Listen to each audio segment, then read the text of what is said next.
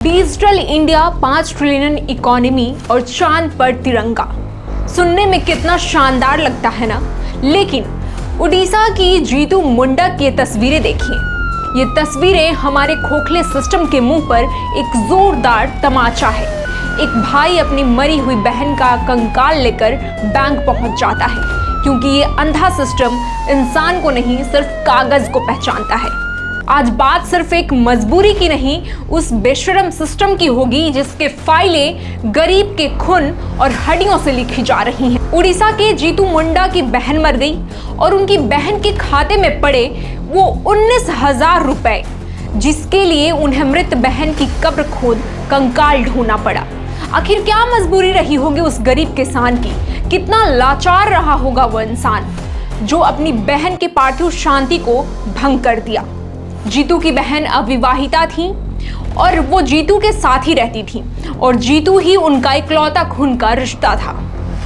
ऐसे में उनकी बहन की मौत के बाद उनके वो कुछ चंद रुपए का हकदार भी जीतू है, जिसके लिए बैंक में अपनी बहन के पड़े पैसों को निकालने की अर्जी डाली। लेकिन बैंक ने कहा अकाउंट होल्डर की उपस्थिति जरूरी है, सबूत लाओ, पहचान लाओ। लेकिन जीतू एक गरीब आदिवासी, ज्यादा पढ़ा लिखा नहीं होने की वजह से वह कागजी मकड़ जाल में ऐसा फंसा कि उसे अपनी बहन की कब्र खोदनी पड़ी।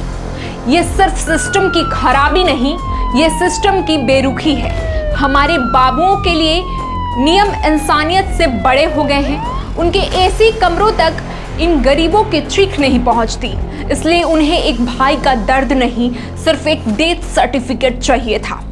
आखिर क्यों एक गरीब को अपना हक पाने के लिए हड्डियां ढूंढनी पड़ी? नियम ऐसे बनाए गए हैं कि अनपढ़ आदमी दफ्तर की चौखट पर ही टूट जाए। अगर कोई अधिकारी चाहता तो जमीनी जांच कर सकता था, लेकिन नहीं, उसे सिर्फ प्रक्रिया पूरी करनी थी। आधार और बायोमेट्रिक्स के इस दौर में भी अगर किसी परिवार की मौत साबित करने के लिए इस हद तक जाना पड़े तो ये हमारी व्यवस्था पर सवाल खड़े करते हैं। जीतू मुंडा का वो कंकाल सिर्फ हड्डियों का ढांचा नहीं, बल्कि एक चीख है, एक सवाल है जो सिस्टम से पूछ रहा है, और कितने सबूत चाहिए? क्या गरीब की बात का कोई मतलब नहीं बनता? विडंबना देखिए, जिन दफ्तरों के बाहर जन सेवा लिखा होता है वहीं सबसे ज्यादा इंसानियत दम तोड़ती नजर आती है। ये कैसी व्यवस्था है जो इंसान के मरने के बाद उसकी गरिमा तक छीन लेती है? सोचिए, आखिर असली जिम्मेदार कौन है? वो अधिकारी, वो नियम, या फिर हम सब जो हर ऐसी घटना पर 2 मिनट तक दुख जताकर फिर आगे बढ़ जाते हैं? कमेंट्स में बताइए अपनी राय क्या है, और इस मुद्दे को इतना उठाइए कि सिस्टम को जवाब देना पड़े। जय हिंद।